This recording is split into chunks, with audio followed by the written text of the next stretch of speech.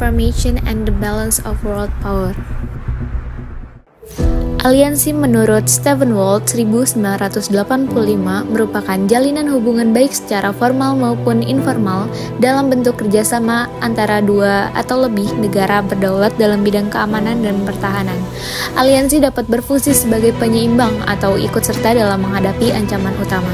Kebijakan yang diadopsi bisa berbeda tergantung pada kecenderungan yang dominan dalam politik internasional.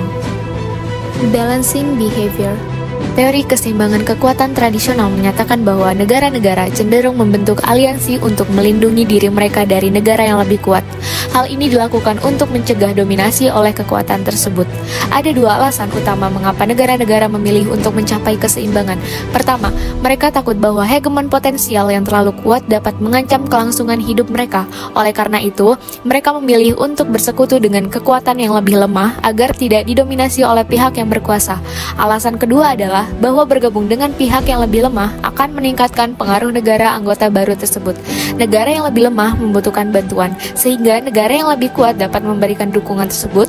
Dalam politik internasional, seringkali ada pandangan bahwa negara-negara cenderung bergabung dengan kekuatan yang lebih kuat.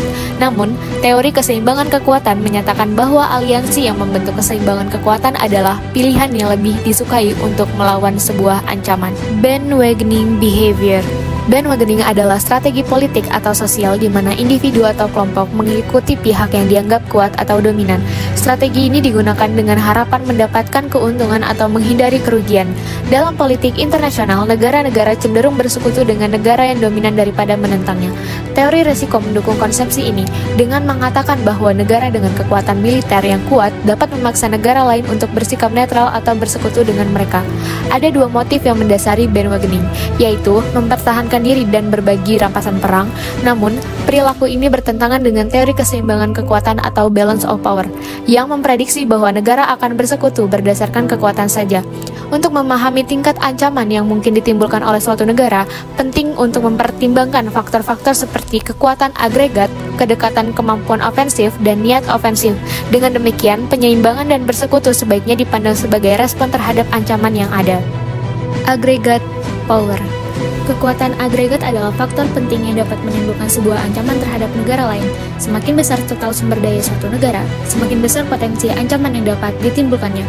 Namun, kekuatan juga dapat menjadi sesuatu yang berharga karena dapat menghukum musuh atau memberi penghargaan kepada teman. Namun, ancaman yang dekat juga dapat menghasilkan keseimbangan. Hal ini juga diperkuat oleh contoh sejarah seperti intervensi Inggris terhadap aliansi ganda demi mencegah dominasi Jerman. Kebalikannya, negara-negara dengan kekuatan besar memiliki kapasitas untuk menghukum musuh atau memberi penghargaan kepada teman, sehingga negara lain dapat bergabung atau menyeimbangkan kekuatan agregat tersebut. Proximate power.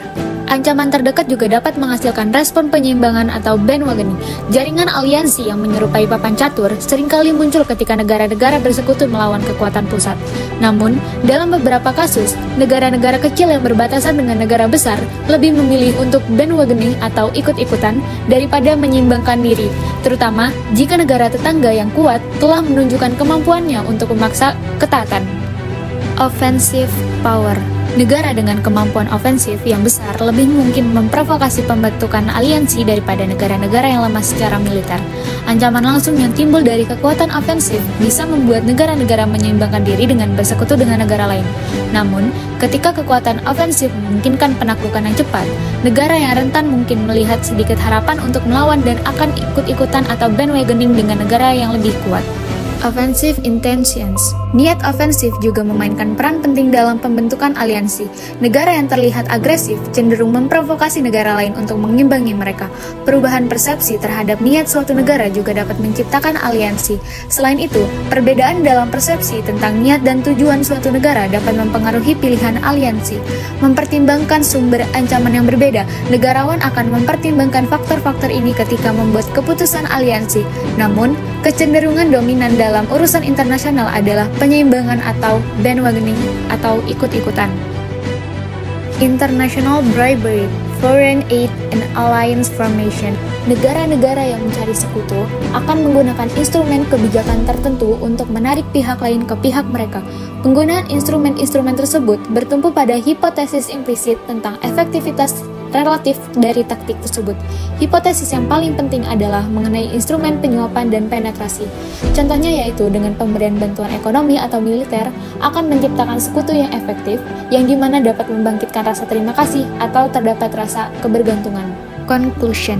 Dari penjabaran tersebut dapat disimpulkan bahwa pembentukan aliansi negara adalah untuk menyeimbangkan diri dari ancaman.